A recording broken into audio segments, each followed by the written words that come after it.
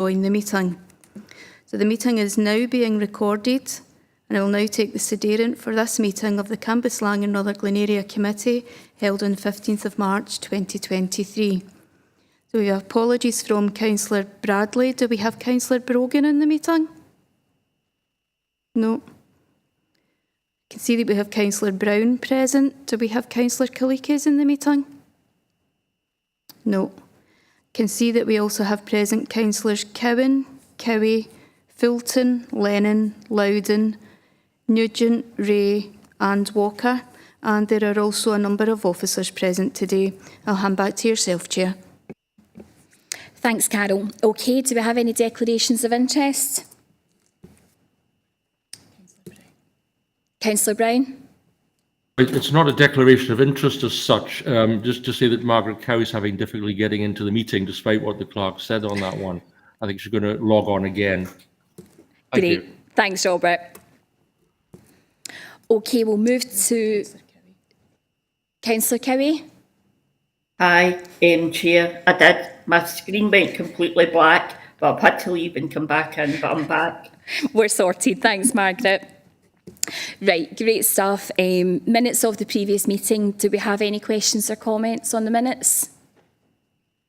Okay, I'll move them as a correct record. Can I have a seconder, please? Thanks, Martin. No. Thanks, Margaret. Okay, we'll move on to items for noting. Item 3 on the agenda is Community Asset Transfer Update. We're joined by John McCafferty and Ian Mulholland, and I'll pass over to John. Okay, thank you, Chair. Councillors, the report is a chance to present an update on community asset transfer in South Lanarkshire. Just to let people know that obviously this is a statutory government, pardon me. Yeah, so it's a statutory out of the Community Empowerment Act 2015, and there's obviously legal obligations that the Council has to abide by when it's considering community asset transfer. It enables suitably constituted local community organisations to apply for lease, purchase or management arrangements for any land or property owned by the Council. And as it's increasingly impacted on our work, then we have recruited a community asset transfer support officer. Started almost as his year is almost up, and he's been a busy man during that time. And Ian will give a presentation on the nuts and bolts of community asset transfer.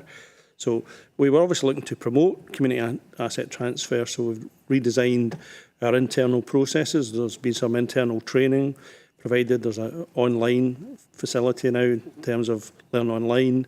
Externally, we've obviously worked with a number of organisations to promote community asset transfer, and just highlighting that particular one, that there was a significant session held with the SLC and SFA looking at the interest in community football clubs in Cat, and there was over 50 folk present at that. So obviously we know that this is a hot topic at the moment, and increasingly will be a hot topic for the Council. So just in terms of the figures, we've had over 75 organisations during the last financial year. 9 of those were from Cambuslang and Rutherglen. Of those currently in dialogue, we've got about 30 organisations. 5 of those are from Cambuslang and Rutherglen. 2 applications have been submitted and approved, and it does say there that that there's none of those at present from the Cambuslang and Rutherglen area, but I'm sure Ian will highlight, we've actually been in very detailed dialogue with a couple, and they're coming to fruition very soon. We imagine we'll be going to committee. So if you don't mind, I'll pass you over to Ian to give the presentation. Good afternoon, and thank you very much for this opportunity. I'll just go through some slides to outline the community asset transfer process. As John has said, the statutory requirement was brought in the Community Empowerment Act in 2015, and since that day the uptake in community asset transfer has increased year on year. It's quite a complex piece of legislation, and it's fair to say that across the whole of Scotland, all authorities are learning on an ongoing basis, dealing with probably quite unique applications in their own areas. So obviously, legislatively, and the most important part is the organisations who are suitably constituted are entitled to apply for land. This is something that we quite often lose sight of, but organisations can put an application in regardless of what the current use is of the facility. That is part of, as I say, legislation. Sorry, next slide. There are occasions where basically we can say no to an application, and it is if effectively the land or property has currently been marketed, or we are in negotiations with other parties for the land. But other than that, if they submit an application, we have to look at it and weigh it against our current or projected use and see which benefits the community most. If organisationally, if you apply, you have to be a constituted group. Breaking this down, you have communities of geography, which speaks for itself. If people come from a certain area and come together, they're a community of geography. Community of interests are things like football clubs, where people may not come from a geographic area, but are joined up in a common purpose. The organisations have to have a constitution or a document which entitles anybody from the community to be a member of that organisation. They can't prohibit access, and that's a key part of the legislation. It's for and behalf of all of the interested parties. We also require that there's an asset lock on constitutions to make sure that properties or land, if purchased, cannot be subsequently disposed of for commercial purposes. So once a process has been engaged, we are unable to speak to any other party about that application. So effectively, we are negotiating directly with them. If somebody else comes in and expresses an interest to say buy the land, we can't do that until the final stage of the community asset transfer process. Best value is important, and obviously and budgetary and financial requirements are key to us. So what happens is we look at what a group is willing to pay for a lease or a purchase of the land. We weigh up what they are offering, i.e. what the community will benefit from, and we thereafter give a score, an indicative score of how much of a discount we think is appropriate. Obviously, the wider reach of an organisation, the more people in the community benefit, the greater the discount. And as I've mentioned this earlier on, we cannot go ahead if negotiations are already taking place, or if the group has applied previously for the same purpose, there's almost a 2-year embargo on similar applications. The internal process, once we receive an application, we validate that and give notification to parties who may be it may impact upon. This is done via the planning portal and gives community and interested parties an opportunity to put their comments forward. These comments are thereafter given to the applicant organisation to reply on, and then once that's completed, we score for best value, as I mentioned previously. The application is thereafter forwarded to senior personnel on the CAT panel who either approve or decline the application, and then that decision is put forward to Housing and Technical Committee for endorsement.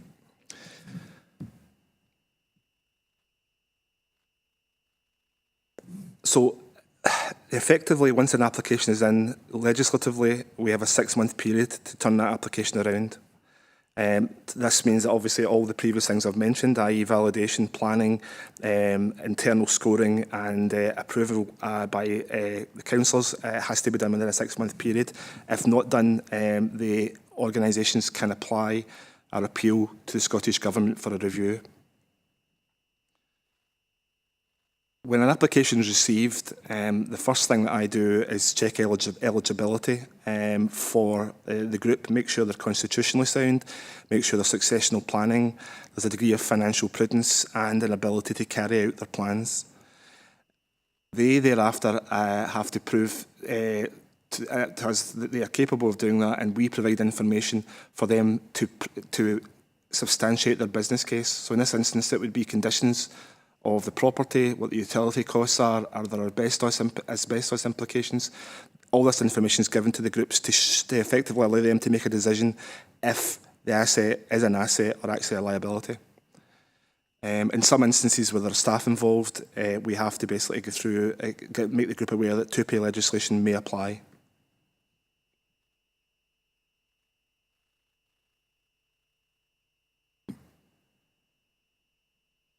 Organisations are able to apply for an appeal or a review if refused on their application, or we offer substantially different terms from what they have applied for.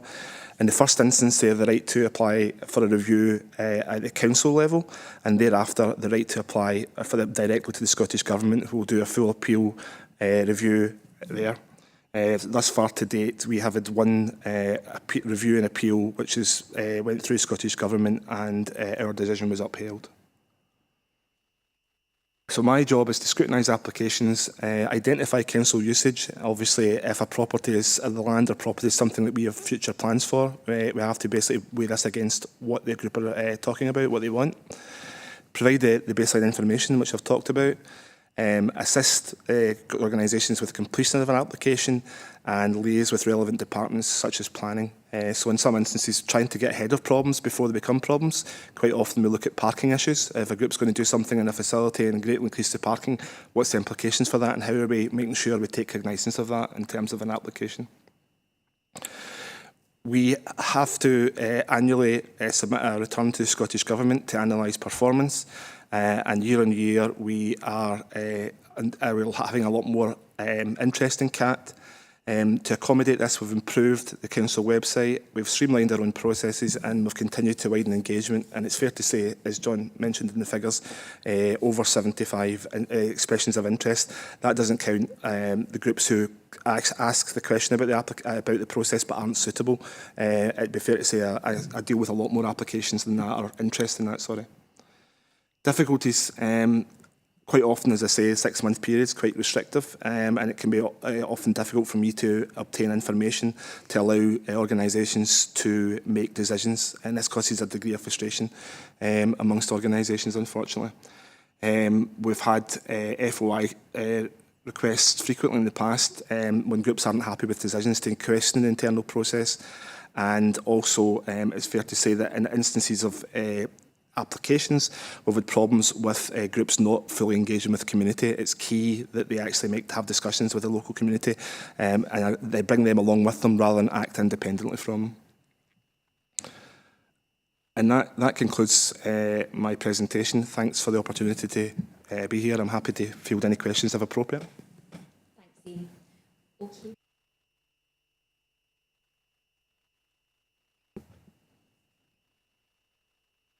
Katie? Thank you, Carol. Sorry, I know this is a slightly cheeky question, and I think I know what the answer will be, but I don't suppose we could have any more detail at the moment on the two clubs that, two organisations that are going through the process just now, at this time. Both early stages, not at applicant stage, but in Cambuslang we have the Peter Brownlee former Red Ash pitch. A group are looking to take that on, develop it as a facility for community football clubs and the local community. And the second instance, we have an organisation, Rain or Shine in Rutherglen, who are looking at alternative premises, and hopefully we'll move to application in the next 9 months. And anecdotally, I've also had discussions this very week with a third organisation, Leap, who are interested in looking at Spittle Hall as a community asset transfer. Okay, Alistair? Can you hear me okay? Yes. Yes. Just asking, there'd been some discussions about the Westburn Hall and a community transfer there. Has there been any progress in that one? Apologies, I actually forgot to mention that. That's my mistake. Yes, we're making progress with that. Along with Councillor Brogan, we have an application in to carry out a condition survey of the premises, and we have just recently constituted a group of local people to move that forward. So again, sorry, that was one I should have mentioned. Well, that's great, thanks. Thank you. Any further questions? Okay. Thank you very much for the presentation today, Ian. Thanks for coming along. Okay, we'll move on to item 4 on the agenda, and that's an update on the dog warden role. And I'll pass over to Craig Brown. Thank you, Chair. Councillors, the purpose of this report is to provide information on the dog warden's role and their powers and how issues can be reported to the dog warden. Section 3 of the report outlines the background and highlights the statutory obligation that the Council has to appoint a person responsible for the activities defined within the Environmental Protection Act 1990 in relation to stray dogs. This gives the dog warden the power to seize any dog they believe there's a stray in a public place. Section 4 of the report outlines in a bit more detail the role and powers of the dog warden. The dog warden aims to respond to calls as quickly as possible in an attempt to actually catch the dog while they're in the area where they've been reported. They will make attempts to collect the stray dog, and if the dog has got a collar or is microchipped, they will then make reasonable attempts to return the dog to their registered keeper or their owner. The Council has a contract with the SSPCA for the kennelling of stray dogs, and the SSPCA will retain the stray dog on behalf of the Council and provide care for the dog for up to 8 days, allowing the owners the opportunity to collect their dog.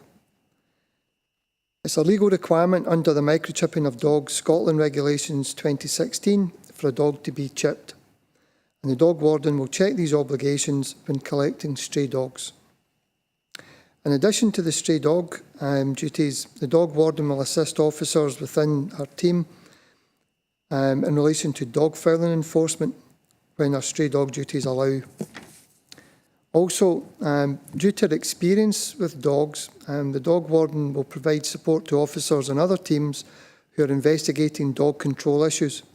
But the dog warden does not lead or enforce the provisions of the Dog Control Scotland Act 2010. In relation to reporting issues with stray dogs, members of the public can report a stray dog through the Council's contact centre, where details of the dog will be obtained in terms of the location and the description of the dog, and that information will then be phoned through to the dog warden, who will then attend as soon as they're able. Also contained within this section are provided details on how other dog-related matters can be reported to Environmental Health for investigation. Section 5 of the report provided some stats in relation to dog-related activities going back to 2017 and set them out on an annual basis. This information is on a South Lanarkshire-wide context, and it gives an indication as to what the current trends are in relation to dog-related issues that are reported to the service. In relation to stray dogs, you will see that the trend is decreasing, and we've actually had quite a substantial reduction over that period in the number of stray dogs reported to the service. Members are asked to note the report, and I'm happy to take any questions. Thank you, Craig. Okay, we'll open it up to questions.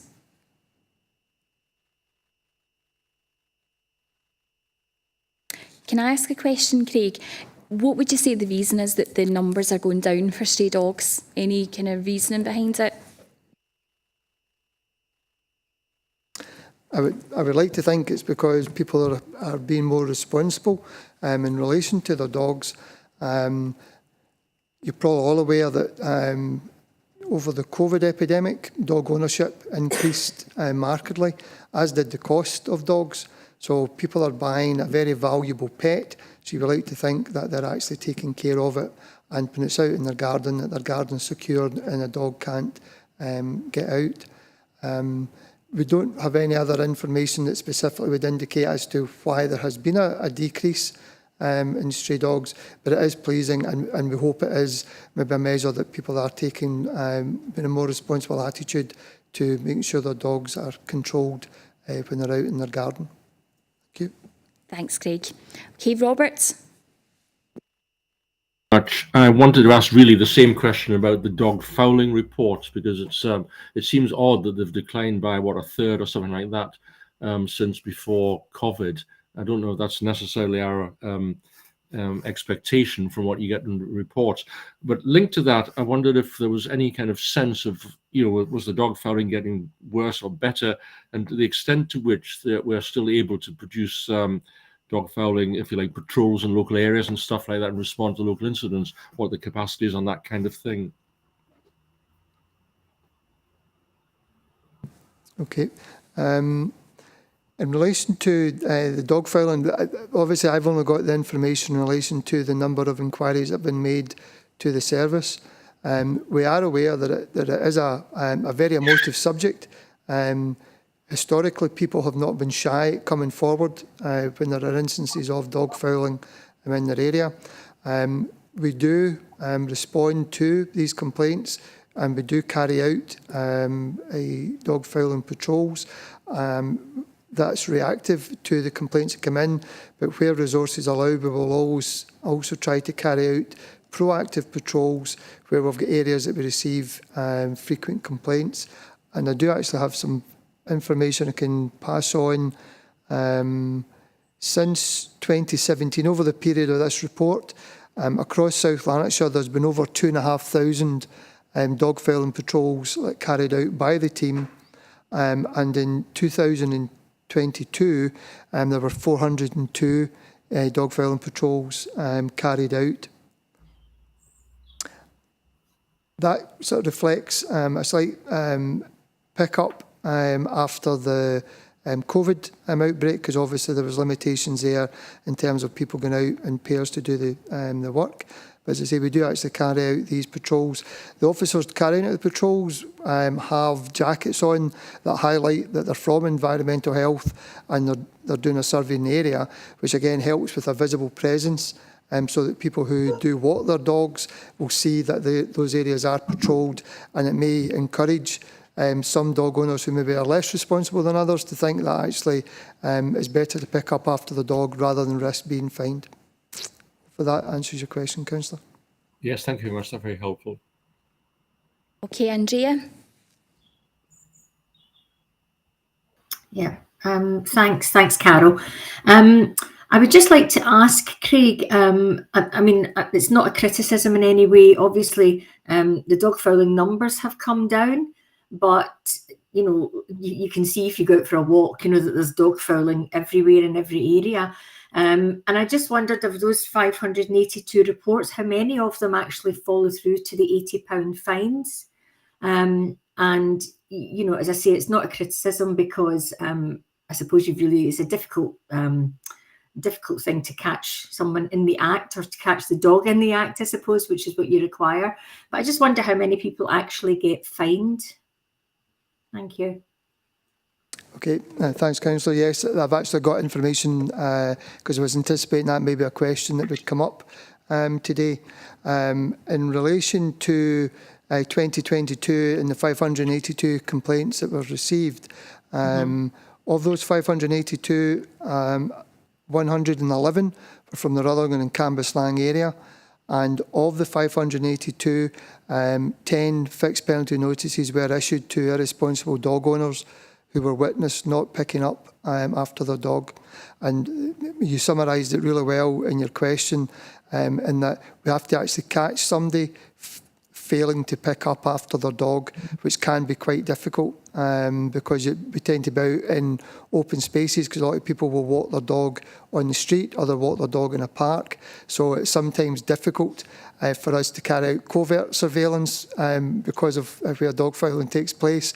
So it does tend to be quite a visible exercise, and I would like to think that even the most irresponsible of dog owner, if they saw two of my officers coming down the street, they would think twice about failing to pick up after their dog. So it does make our job a bit more difficult. But that's partly why we try to be as visible as possible, to show that there is a deterrent and encourage good, responsible dog behaviour. I maybe just add, just a kind of follow-up to that obviously the number of fixed penalty notices dropped over the period where there was COVID restrictions in place, and the 10 notices that were issued in 2022 compared to only 4 that were issued in 2019 and 6 that were issued in 2018. And I think that shows that we're using the intelligence we get We like people, when they're reporting dog fouling, to tell us maybe a time of day that they see people failing to pick up after the dog, and wherever possible we will try and target those times when we carry out patrols to give us the best chance of actually catching someone. Thank you. Yeah. Yes, thank you. I fully appreciate the difficulties involved. Thanks very much, Craig. Okay, any further questions? Okay, thank you for your presentation, Craig. That was really helpful. Thanks for coming along to the committee today. Okay, we'll move to item 5 on the agenda, participatory budgeting update, and it's Claire Frew. Lovely, thank you, Chair. So I'm pleased to be here this afternoon to present just a short report for noting on the Housing and Technical Resources contribution to the Council's participatory budgeting programme during 2022-23. And you will find this report in pages 15 and 16 in your papers. So the report sets out participatory budgeting in relation to 3 housing and technical resources budgets in Cambuslang and Rutherglen during 2022-23. I'll begin with the estate improvement budget, which consists of a total of £40,000 split evenly across the 4 housing divisions. It is well suited to funding a series of smaller projects in line with priorities highlighted by tenants. So during the year, a total of £8,673 and a penny has been spent in the Cambuslang and Rutherglen division on 4 projects, which I'll very briefly talk you through. Firstly, there was making improvements to the vacant land at Trinity Drive and Woodland Crescent, which was about rotivating and raking over the land before planting wildflowers, and that had been following a series of conversations with local residents about what improvements could be made there. Secondly, there was also the removal of hawthorn bushes at Avonbank Road in response to public complaints about dog fouling. Thirdly, there was making improvements to the drying green and demossing the surrounding pathways at Craigard Place in response to tenant feedback, and similarly the improvements to the drying green and the surrounding pathways at Inverclyde Gardens, again following discussions with tenants about how they would like to see this budget be used. The second budget area for housing and technical resources is the environmental aspect of the housing investment programme. So as part of this budget, participatory budgeting activity was undertaken at 2 sheltered housing sites in relation to external landscaping. So 52 households in Kirkriggs and Dunure sheltered housing sites in Rutherglen participated in the exercise to inform the final proposals for landscaping and the installation of benches following the installation of new roofs and rough casting in the buildings. I would note that while the participatory element has been completed, within this year the work itself will carry over into the following year, so I can't provide you with a total spend on that, but we can provide that update at the next annual report. And finally, we would draw your attention to the Whitleburn Community Endowment Fund, which you know is part of the housing-led regeneration of East Whitleburn.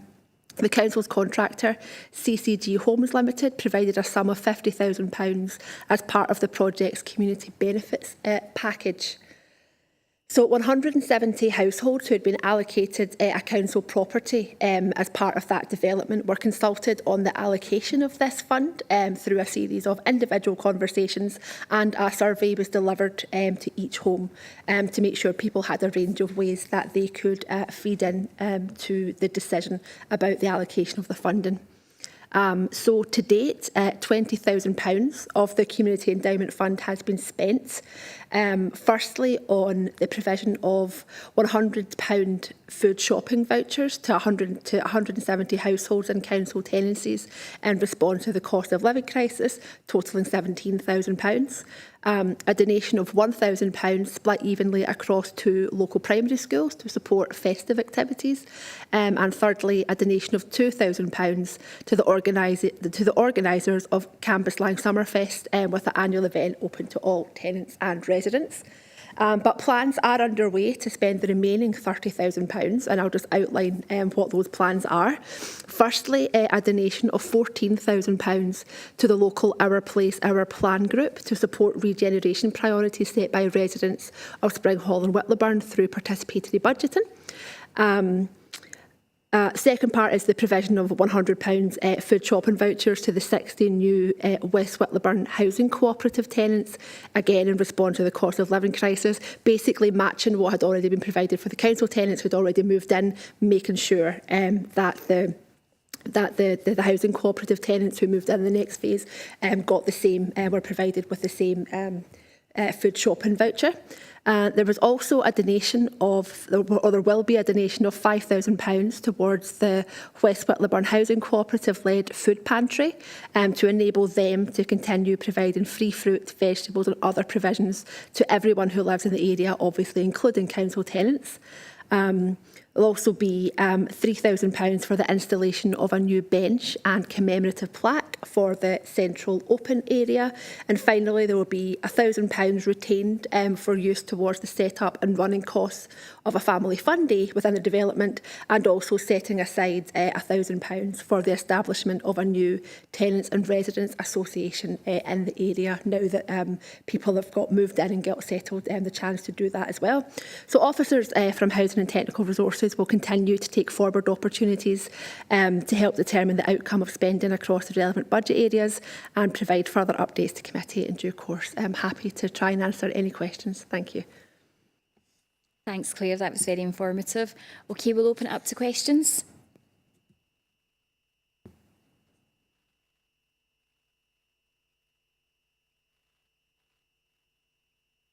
That must have been very informative, Claire, because I'm not seeing any hands. No? Okay, no questions, Claire. Thank you for coming along and happy to note the contents of the report. Thank you. Okay, we'll move on to items for decision. So community grants. We have 11 community grants for approval. Do we have any questions or comments on the grants? Happy to approve? Sorry, Norman, I was too quick there, apologies. So, thanks, Chair. No, it's just a question, probably the more experienced councillors already know the answer, but I was just wondering what happens at the end of the financial year if there's still money remaining in the fund. What happens to that money? Thanks, Norman. As part of the recommendation, you'll see that as chair, I'm being asked to approve any further applications that might come in till the end of March. So there could be other applications from groups that come in, and then my understanding is, as previous years, it'll go back to council funds. Yes. Okay, thanks, Norman. Any further questions on the grants? Okay, happy to approve them. Thanks, Margaret. Okay, if we could note, we also have Warm Welcome Initiative grant, and that was £575, and that was Rutherglen United Reformer Church. So if we can note that, please. And as I alluded to, we're being asked, I'm being asked in conjunction with the Finance and Community Resources Director to approve any grant applications that come in to the end of this month. Are we happy to approve that? Okay, thanks, Margaret. So we have no items of urgent business, so thank you for your attendance today and I'll see you all soon.